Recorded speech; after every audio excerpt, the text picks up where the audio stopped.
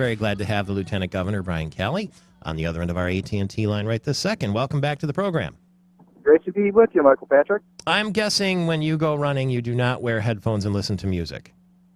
I actually do listen to music quite often when I'm running. Oh. I got my iPhone with me anyway because I like to keep track of how far I've gone and what type of progress I've made and so forth. So yeah, I usually have some music on. What kind of tunes? Probably not that one though.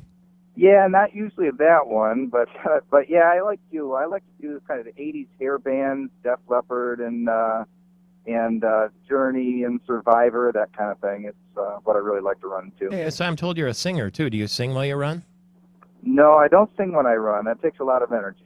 I've asked a lot of singers, from Tony Bennett to Paul Anka and on and on. If you had to sing a song for God, what song would it be?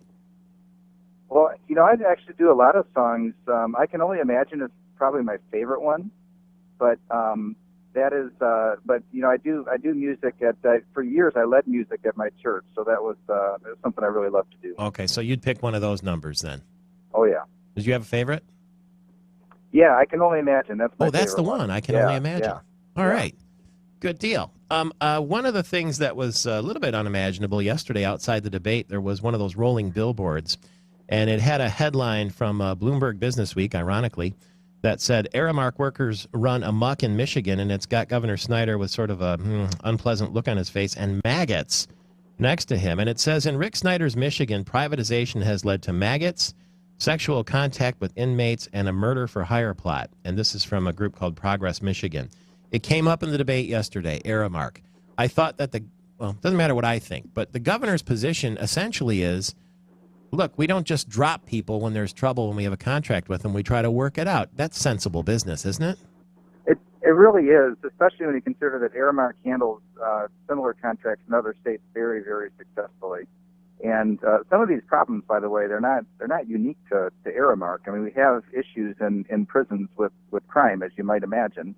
And so the idea that you have these types of issues, that it is a big problem. It is being dealt with. In fact, we fined Aramark $200,000, about as much as Mark Schauer was fined for his campaign finance violations at his hometown newspaper called Money Laundering. And we use that money to hire somebody that is overseeing that contract and making a lot of progress already.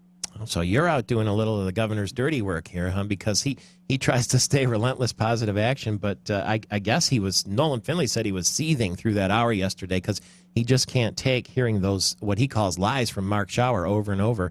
This time he had to eat them, right there on the stage. The idea, though, is that the governor takes very seriously that the people of the state of Michigan, they deserve to have the truth. And Mark Schauer or anybody else who will stand up there, and the most ironic one is the big and persistent lie, according to the Free Press, that the governor had reduced education funding when it actually went up by over $1 billion. But what I find ironic, and you've been covering Lansing politics as long as Mark Schauer's been involved, and so you know that Mark Schauer actually did on multiple occasions vote to cut K-12 funding and higher ed funding, and so that's, I just find it so ironic that somebody with a record like his of cutting education funding would criticize the governor when the governor's actually increased it. Have you talked to the governor since the forum yesterday? Yeah, I was there, and we spent some time afterward. I know he was actually very pleased with not just the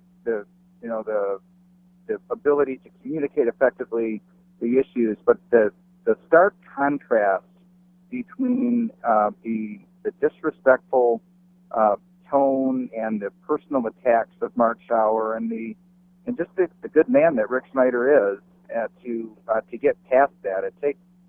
Rick Snyder is one of the most patient people I've ever seen, and it really does our political system well. He's such a calming force in the room that you have all these fightings and squabbles, like back when they had government shutdowns and so forth when Mark Schauer was the leader. And that sort of thing, you don't see that happening anymore. And I think the biggest factor that has changed is that you have a governor that's a real leader now.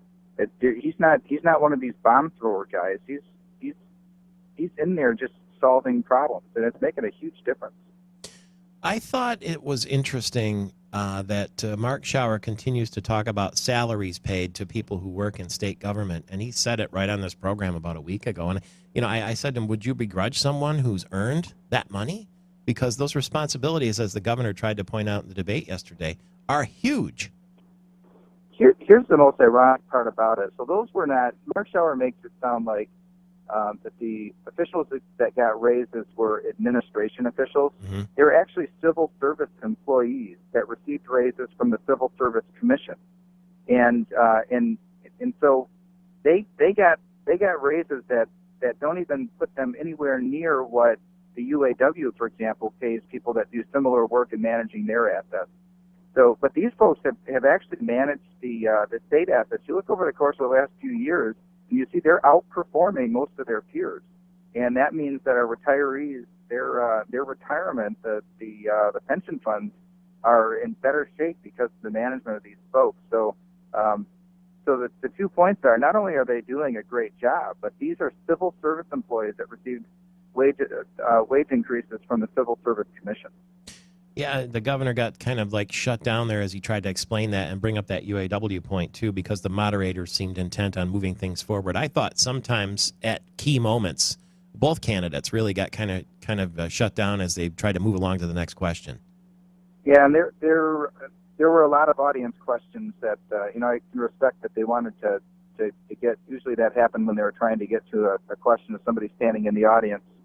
But yeah, the difficult part in this is that, Mark Schauer being, spending his whole career in politics, he's really good at just lobbing out a whole bunch of unfounded, quick, drive-by attacks, just like throwing out 3 or 4 attacks at one time, and then, and he knows that it's hard to go through and respond to all of those things in such a short period of time. It's a political tactic, but it looks cheap, and I think he was exposed for really what he is, which is a slick politician, but not a leader.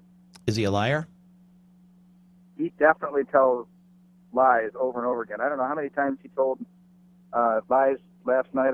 I lost track, but that's his normal fallback position. Is if he doesn't know how to explain something, lie about Rick Snyder, particularly with education.